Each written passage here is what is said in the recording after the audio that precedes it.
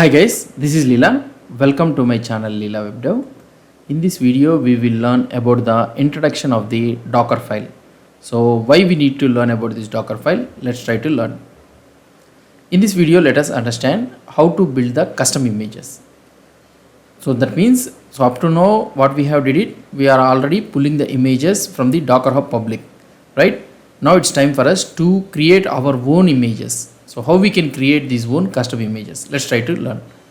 Till now we have used our images or we have downloaded the images from the Docker Hub registry, whether it is your account or Docker Hub public images. So whatever it may be, till now what we are trying to do, we are trying to pull already the existing images that are available in the public registry, like Nginx, MySQL, WordPress. So these are all the things we are pulling the images that are already existing in the Docker Hub public.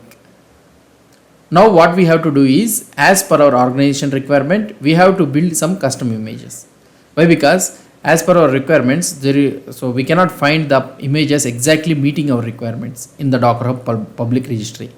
So that is the reason what we need to do it is, we need to build our own images.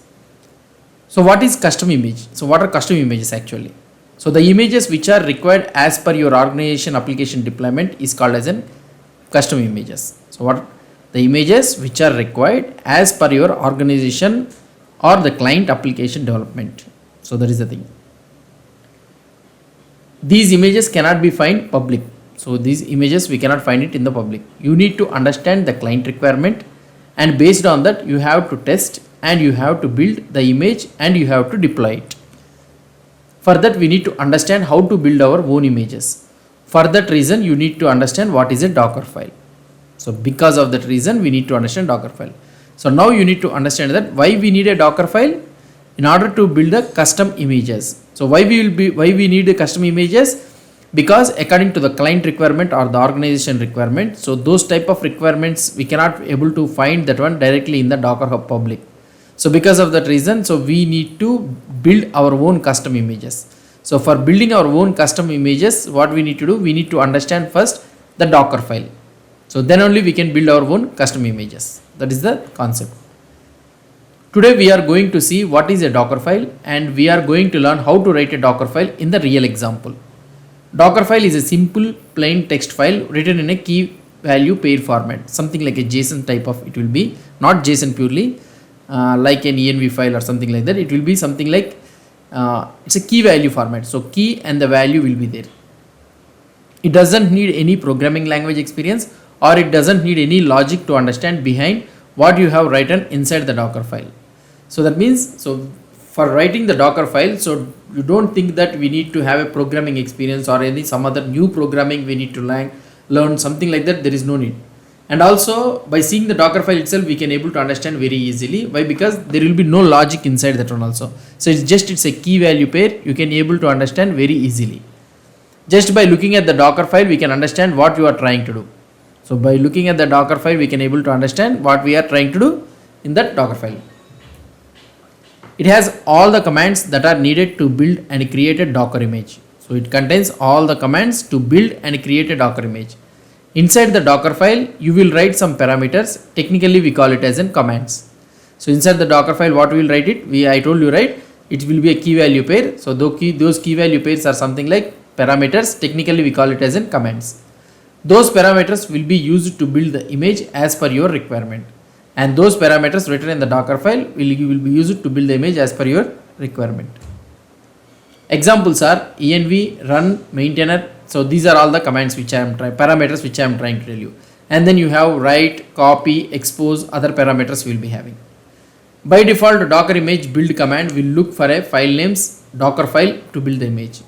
So what it will be trying to do it is, so whenever you are trying to build a image, Docker image build, then first it will try to check the file name. So whether the file name is existing or not. So that is nothing but Dockerfile. It should have a name Dockerfile. And it will try to, for example, let's say that you are executing a command Docker image build or Docker build. So let's say that you are using the command Docker image build or Docker build.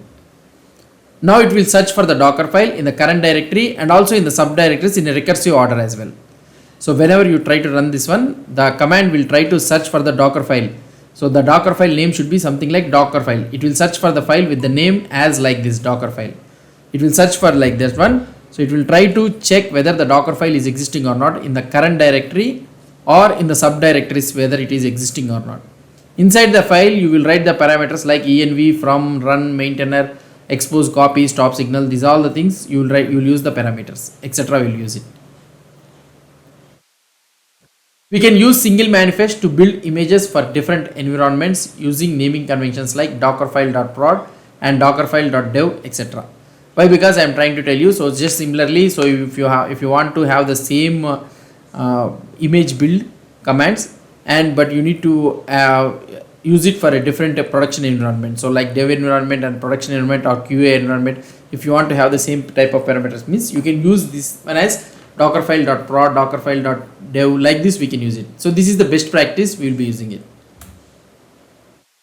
Dockerfile helps to fill the gap of requirement as per application need as per client requirement. So this will fill the gap of requirement as per application need as per client requirement. As per the client requirements, we cannot find the public images as per our records, as per our needs. Then we need to build the image from scratch. Because of that, we should know how to write the Dockerfile. Build the images in real time. We have to use continuous integration tool. So for example, let's say that in your local system, if you build an image, you can manually run the command, something like docker image build, and you can use the manual commands. But in the real time, we need to use a continuous integration tools like GitHub, Azure Code Commit. So we'll be using like Jenkins tools. So these are all the continuous integration tools which we'll be using. So what I am trying to tell you is, so in the real time, so those will be done automatically. So this is the DevOps principle. We cannot do manually in the production environment also. So in the production environment, everything should be done automatically. So for that reason also, we need to have a Docker file. It will give you a series of instructions what to do. Always key would be written in capital letters. And now the parameters, if you try to see, those all the values should be written in capital letters. Let's see what are the parameters we need to write inside the Docker file. So Dockerfile parameters which we will be trying to write, it is the from, maintainer, env, org, run, copy, add, command, work dir or work directory, label, volume, shell, health check, entry point, expose, and last one is the stop signal. So these are all the parameters which we will be using inside the Docker file. So these are the parameters what you have to write inside your Docker file. Let's see in detail one by one in our upcoming videos. So this is not too much complex. Why? Because hardly we have around 16 parameters are there. So if you learn those 16 parameters, it is enough. So you can write a Docker file. Every Docker file, production grade or development grade or any organization or any Docker file, if in any application, if any images, if you try to see, they will write the Docker file using these 16 parameters only. Other than this, they will not write. They will not go further too much into this one. So this is what about the introduction of the Docker file. So in the next video, we will try to learn one by one each one, and we will try to learn it. Hope you understood about this Dockerfile introduction. If you have any doubts or any suggestions, please post the comments below to this video.